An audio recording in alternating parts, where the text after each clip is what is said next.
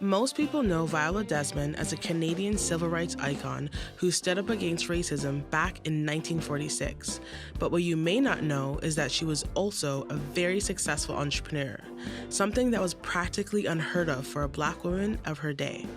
But then, Viola Desmond was always ahead of her time. She was born in Halifax on July 6, 1914, and you might say she had business in her blood. Her maternal grandfather ran a successful real estate investment company.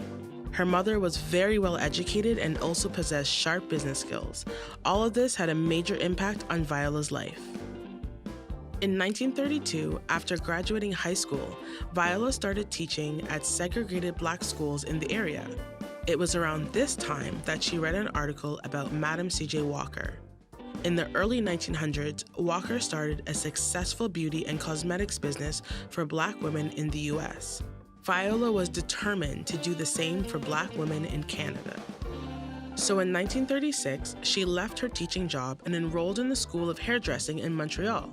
A year later, she was back home where at the age of 23, she opened her first beauty salon in the heart of Halifax's theater district. But this was only the beginning of her entrepreneurial journey. In 1945, she started the Desmond School of Beauty so she could train and empower other Black women to start their own businesses. Viola also launched her own line of beauty products, which she marketed using a picture of her face on the label. And it was this entrepreneurial move that eventually led to her famous stand against racism. In 1946, Desmond was on a business trip promoting her beauty products when her car broke down in New Glasgow, Nova Scotia.